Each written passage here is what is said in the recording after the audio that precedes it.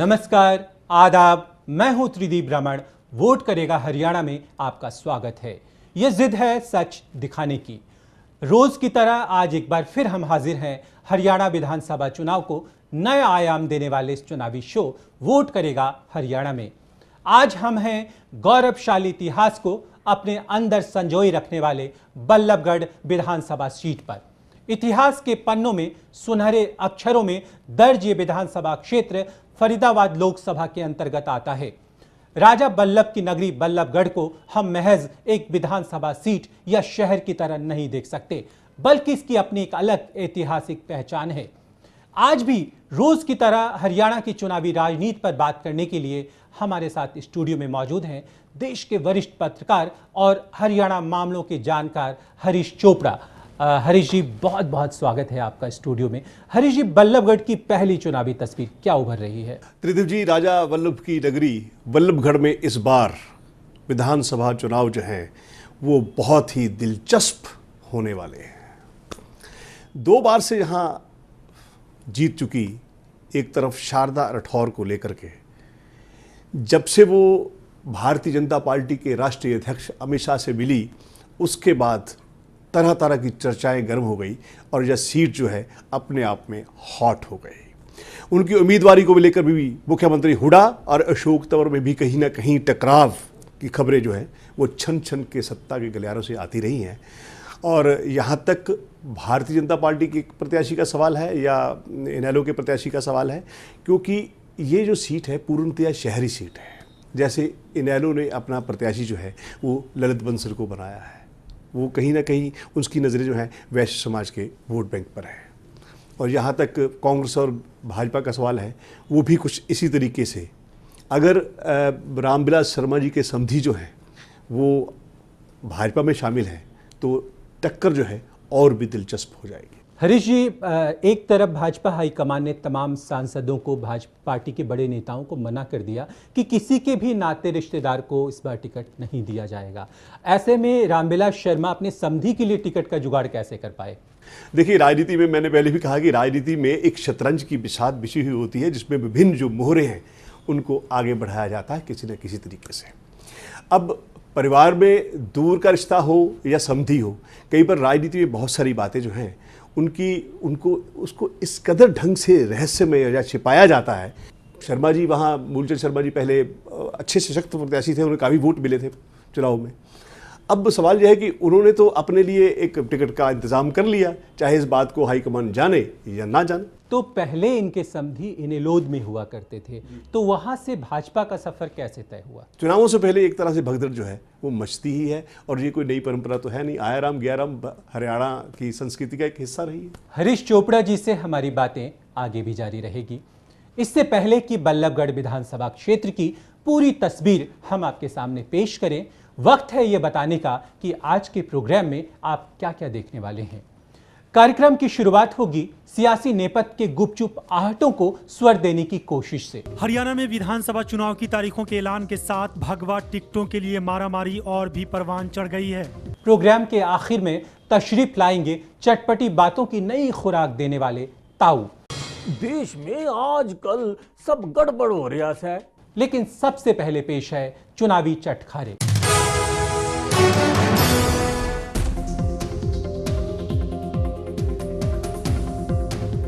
हरियाणा में विधानसभा चुनाव की तारीखों के ऐलान के साथ भगवा टिकटों के लिए मारामारी और भी परवान चढ़ गई।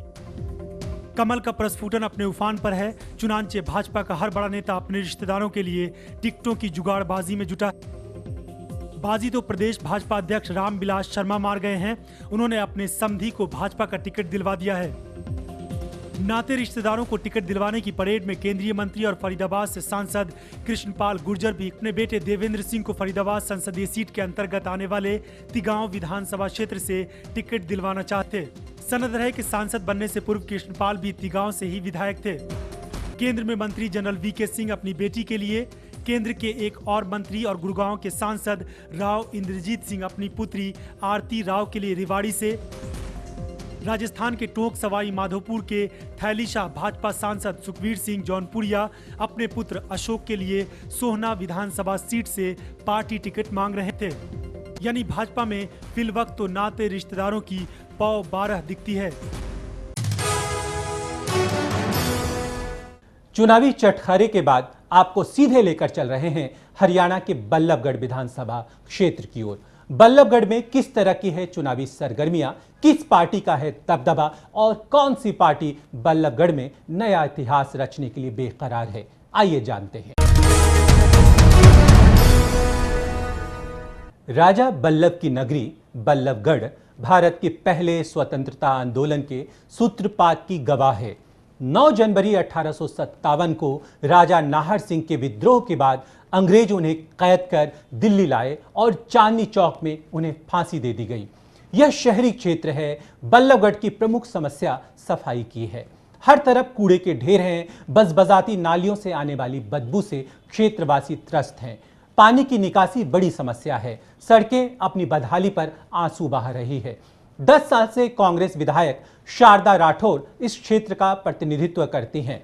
2004-2009 के बीच अपनी विधायक निधि से क्षेत्र में कुछ विकास कार्य भी इन्होंने करवाए, पर 2009 यानी उनके दूसरे टर्म में जैसे उनका क्षेत्र की ओर कोई ध्यान ही नहीं रहा। इस क्षेत्र में कुल 1,99,739 मतदाता हैं। जातीय समीकरणों को देखें तो वैश्य बहुल क्षेत्र है। 32,000 वोट वैश्य जाति के हैं। पंजाबी 26,000, ब्राह्मण 22,000, जाट 8,000 से ज्यादा हैं।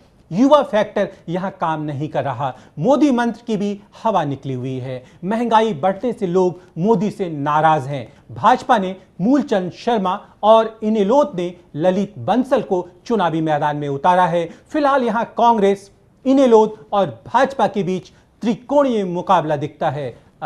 शारदा राठौर की बात आप कर रहे थे हरीश जी। शारदा राठौर जब अमित शाह से मिली तो ये कयास लगाए जा रहे थे कि वो भाजपा में शामिल होंगी और बाकायदा माना जा रहा है कि उन्होंने भाजपा से टिकट मांगा पर उनको मना कर दिया गया। उनको भारतीय जनता पार्टी में एंट्री नहीं मिली।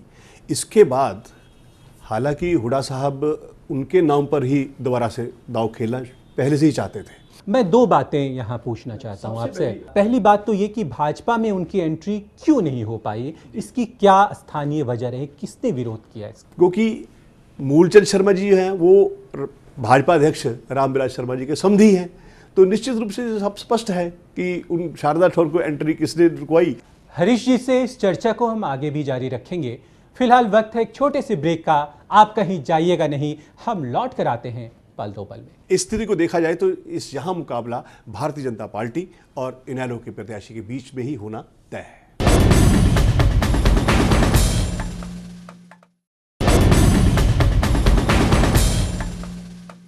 ब्रेक के बाद आपका स्वागत है। 2014 हरियाणा विधानसभा चुनावी महासमर को एक दीगर नजरिए से देखने वाले प्रोग्राम वोट करेगा हरियाणा में आज हम हैं बल्लभगढ़ के चुनावी सफर पर। आइए उसी कारवां को आगे बढ़ाते हैं। बल्लभगढ़ 18वीं सदी में जाटों की राजनीतिक शक्ति का प्रमुख केंद्र हुआ करता था। माना जाता है कि सन 1705 ईस्वी के आसपास गोपाल सिंह जाट ने बल्लभगढ़ के सीही गांव में रहकर अपनी शक्ति को इकट्ठा किया। ये वही गोपाल सिंह जाट हैं जिन्हें मुगल काल में खासा रसूख रखने वाले मुर्तजा खां ने फरीदाबाद परगना का चौधरी नियुक्त किया था। ऐसा भी माना जाता है कि बल्लभगढ़ का नामकरण गोपाल सिंह की पौत्र बलराम के नाम पर हुआ था। यही वो क्षेत्र है जहां एक दुर्ग का निर्माण हुआ है। भरतपुर नरेश सूरजमल ने बल्लभगढ़ के जाटों की मुगल सेनाओं के खिलाफ मदद की थी।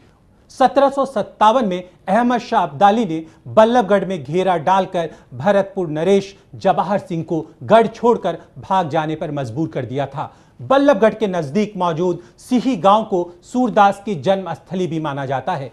आधुनिक भारत के ऐतिहासिक जाट राजनीति का केंद्र बल्लभगढ़ वर्तमान राजनीति में भी अपनी अहम भूमिका रखता है। जिस सिही गांव का जिक्र हो रहा है हरीश चोपड़ा जी, यहाँ पर लगातार ये बात चलती रही है कि अपराधियों का बोलबाला है काफी बड़े पैमाने पर। राजधानी से सटे कुछ क्षेत्रों में जो जिसे आप कहते हैं कि सैटेलाइट टाउन्स जो बने हैं या जहाँ लोगों की ज़मीनों का अधिग्रहण ज़्यादा किया गया है या कुछ क्षेत्रों में, उनमें अपराधों की जो ग्राफ है, अपराधों का ग्राफ है, ये लगातार बढ़ रहा है।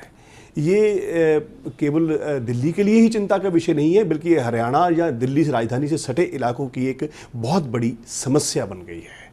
और अपराधों का ग्राफ, और ख़ास तौर पे मुझे लगता है कि हरियाणा में जहाँ से बहुत तरह की खबरें आती रही हैं खास तौर पर, और राजधानी से निकटवर्ती क्षेत्रों में सटे होने के कारण अपराधियों का बेखौफ हो गए इधर उधर क्या होना। हरीश जी, आपको लगता है कि हरियाणा में जो वहाँ का सामाजिक ताना बाना है, तो जातिगत आधार पर जो दबंग है उनको सामाजिक संरक्षण प्राप्त होता है? बिल्कुल, इसमें कोई संदेह नहीं है।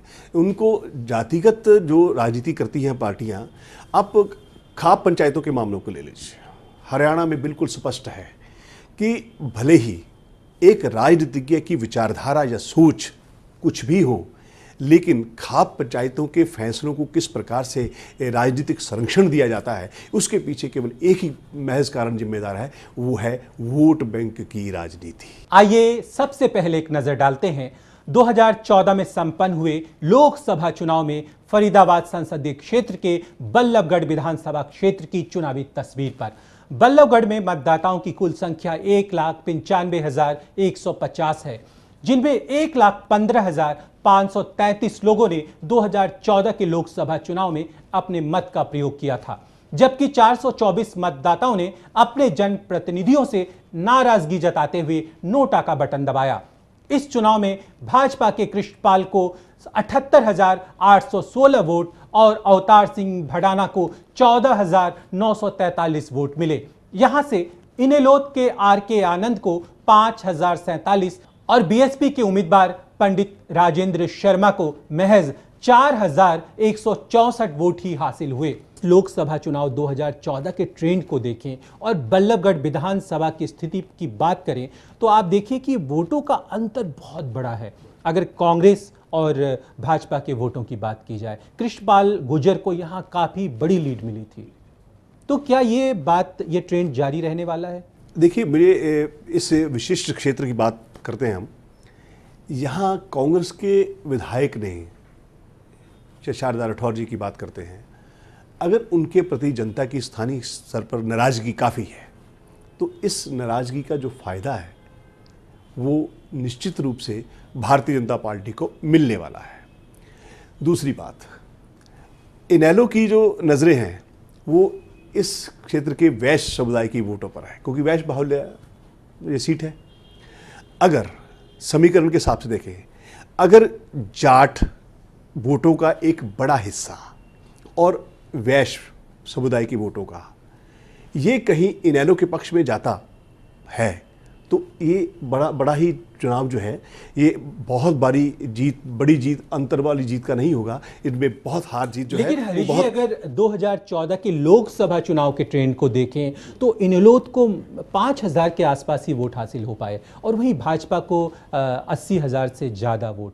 देखिए, 22,000 के करीब यहाँ ब्राह्मण है। हर कोई अपने अपने हिसाब से ध्रुवीकरण करना चाहेगा वोटों का, क्योंकि राष्ट्रीय स्तर पर जो चुनाव होते हैं उनमें थोड़ा सा, और स्थानीय जो विधानसभा क्षेत्र में, उनमें कहीं ना कहीं तो बहुत फर्क आता है। अगर बात 2009 के विधानसभा चुनाव की करें तो उस वक्त 77,024 मतदाताओं ने अपने मत का प्रयोग किया। यहां से बीजेपी के सुरेंद्र तेवतिया को 11,691 वोट मिले और कांग्रेस की शारदा राठौर को 35,535 वोट मिले। वहीं इनेलोद की अनीता गोस्वामी को 5,601 तो बीएसपी उम्मीदवार ओमपाल को 7,147 वोट हासिल हुए। कुलदीप बिश्नोई की पार्टी हरियाणा जनहित कांग्रेस के चंदर भाटिया को 11,194 वोट मिले थे। 2009 में यह सीट कांग्रेस के पाले में गई थी, पर इस दफे यहां का चुनावी परिदृश्य एक दिलचस्प मोड़ पर पहुंच गया है, जहां कांग्रेस, भाजपा और इनेलोद के बीच त्रिकोणीय मुकाबला दिखता है। वहीं कुलदीप बिश्नोई की जनहित कांग्रेस भी इस मुकाबले को दिलचस्प बनाने में जुटी है। क्या मुकाबला त्रिकोणीय दिखता है आपको बल्लभगढ़ में? अभी चुनाव प्रचार ने जोर नहीं पकड़ा है। अभी हम बहुत सारी जो बातें हैं उसको एक चुनाव अभियान में, एक जब अभियान गति पकड़ता है तब स्थितियां जो है वो, जो तस्वीरें हैं वो स्पष्ट नज़र आती हैं।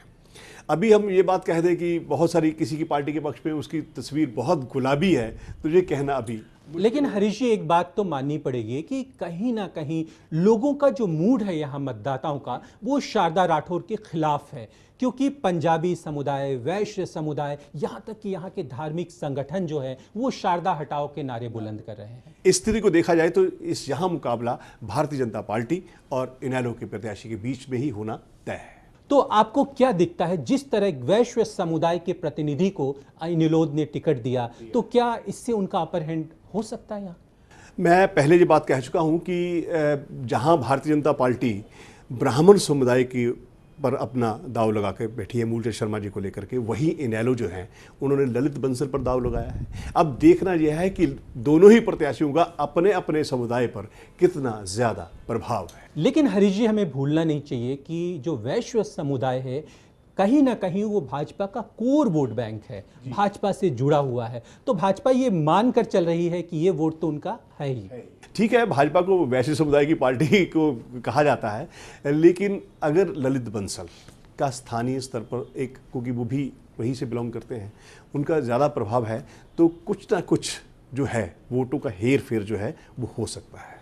हरीश जी के साथ हमारी बातचीत का सिलसिला यूं आगे भी जारी रहेगा। वोट करेगा हरियाणा में फिलहाल वक्त है एक छोटे से ब्रेक का। सच दिखाने की जिद बनी रहेगी, आप बने रहिए हमारे साथ। हम लौट कर आते हैं पल दो पल में। जिस नेता ने देखो वो घना परेशान दिख रहा है।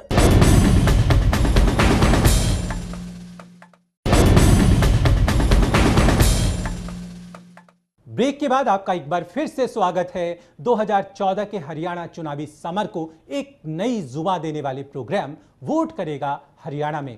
आइए अब सीधे चलते हैं हरीश चोपड़ा जी के पास और पूछते हैं उनसे कि मूलचंद शर्मा का चुनाव भाजपा के लिए कितना सही साबित होगा। देखिए, राजनीति में संभावनाएं बहुत सी होती हैं और विकल्प भी बहुत से होते हैं। रामविलास शर्मा जी ने अपनी समधी को अगर टिकट दिलवाने में सफलता प्राप्त की है तो निश्चित रूप से वो इस सीट पर जोर भी लगाएंगे। कहीं ना कहीं भाजपा के कैडर में नाराजगी है। जी, ये तो बात सामने स्पष्ट हो चुकी है। मैं भारतीय जनता पार्टी के कैडर में जो बहुत से लोग इतने सालों बाद आप सत्ता में आए हैं, केंद्र में आए हैं, तो निश्चित रूप से उनकी उम्मीदें होती हैं, उनका स्टेक जो है वो पहले से ज़्यादा बढ़ जाता है। हर कोई चाहता है कि इस बार चांस है तो टिकट उसे ही मिलना चाहिए। एक वक्त ये भी सवाल उठा था कि क्या बल्लभगढ़ का टिकट बदला जाएगा, ये आवाज़ें बार बार उठी थी। ये देखिए, आवाज़ें तो उसी दिन से उठनी शुरू हो गई थी जब पहली भारतीय जनता पार्टी की प्रत्याशियों की पहली सूची रात के वक्त जारी की गई थी। उसी के बाद से ही हरियाणा के भारतीय जनता पार्टी के कैडर में बहुत सी निराशा उत्पन्न हो गई। अगर पार्टी ने अपने कैडर को नज़रअंदाज कर बाहर से आए लोगों को टिकट दिया है, प्रत्याशी बनाया है, तो निश्चित रूप से पार्टी के भीतर असंतोष की लहर तो उपजेगी। इंडियन नेशनल लोक दल के जो उम्मीदवार हैं ललित बंसल, वो व्यापारी हैं और उनका वैश्य वोट पर एक खासा असर भी है, तो ये माना जाए कि वो मुख्य लड़ाई में कहीं ना कहीं शामिल रहेंगे। देखिए, हरियाणा में मैं एक बात कहना चाहूँगा कि ब्राह्मण वोट कुछ क्षेत्रों को छोड़ के कभी भी एकजुट नहीं होता। हरीश जी, आपको क्या दिखता है कि जाट मतदाताओं का रुख क्या रहने वाला है? देखिए, खासकर बल्लभगढ़ की अगर बात करें तो आप पिछले चुनावों का इतिहास देख लीजिए, बहुत कम वोटें जो हैं वो इनेलो, बसपा या जितने भी दल खड़े हुए हैं, और इस समय तो बहुत सारे दल इन सीटों पर होंगे। तो देखिए, हुड्डा सरकार के प्रति जाटों की कोई नाराजगी नहीं है। नॉन जाट जो हैं वो हुड्डा सरकार से नाराज हो सकते हैं। हरीश चोपड़ा जी का कहना है कि बल्लभगढ़ विधानसभा चुनाव में भारतीय जनता पार्टी को न सिर्फ अपने विरोधियों से जूझना है बल्कि पार्टी के भीतर घात से भी जूझना होगा। हमारे चुनाव विशेषज्ञ हरीश चोपड़ा की राय से वाकिफ होने के बाद अब बारी है बल्लभगढ़ के वोटरों की राय जानने की। मेन है सफाई समस्या, नालियां गंदी रहती हैं हमारे यहाँ। उनके द्वारा जो गुंडागर्दी की जा रही है उसको कंट्रोल करने में थोड़ी दिक्कत है, तो प्रशासन को इस बारे में सोचना चाहिए। क्योंकि अब मोदी आया है, देखो क्या करता है क्या नहीं है, गरीबों के लिए क्या करता है और हमारे बच्चों के लिए क्या करता है क्या नहीं। क्या है, कभी लाइट नहीं आती, कभी पानी नहीं आता। सबसे बड़ा मुद्दा जो हमारे यहाँ वो सफाई का, गंदगी का। हमारा बल्लभगढ़ शहर एक गंदगी का ढेर बन चुका है। देश में कम हो रही है महंगाई, पहले से तो बहुत फ़र्क पड़ रहा है, आगे और फर्क पड़ेगा। एक सादा सब्जी बनाने के लिए भी गृहिणी को बहुत मशक्कत करनी पड़ती है, उसे सोचना पड़ता है कि वह क्या बनाए जिससे पूरे परिवार का भरण पोषण हो सके। देखो जी, कुछ ना हो, अब इलेक्शन आ गए हैं तो काम शुरू होगा सीवर फीवर को, नहीं तो कुछ भी ना हो। अभी तक पानी ना पीने को मिल रहा, रोड कोई बन रही है कोई ना बन रही है, नालियों में सड़ी पड़ी है, सब कुछ नहीं है। अब हम प्रोग्राम के आखिरी चरण में आ पहुंचे हैं। आइए अब आपको रूबरू कराते हैं बात खरी करने वाले ताऊ से, सुनाते हैं उनकी चटपटी बातें ताऊ की चौपाल में।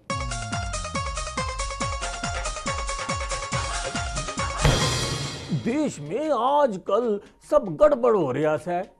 जिस नेता ने देखो वो घना परेशान दिख रहा है। अब नेताओं के दुख को देखकर ताऊ बड़ा कैसे चुप रह सकता है। भाई ताऊ पहुंच गया कुर्सी वाले बाबा के दरबार में, सबका हाल बताया, सबका दुखड़ा रोया। पूछा बाबा जी, अरे बीजेपी वालों को सत्ता कैसे मिलेगी बताओ। बाबा जी बोले, बेटा उनकी ग्रह दशा अच्छी नाश है। अरे मन्ने कही के हो गया बाबा, फिर क्या करें। बस उन्हें एक काम करना चाहिए बेटा, तो सत्ता आसानी से मिल जाएगी। मैंने पूछा बाबा बोलो क्या करना चाहिए उन्होंने। वो कहने लगे, सिर्फ मोदीवार को सब लोग मिलकर किसी रेलवे स्टेशन पर चाय सेवा करें, सत्ता मिल जाएगी।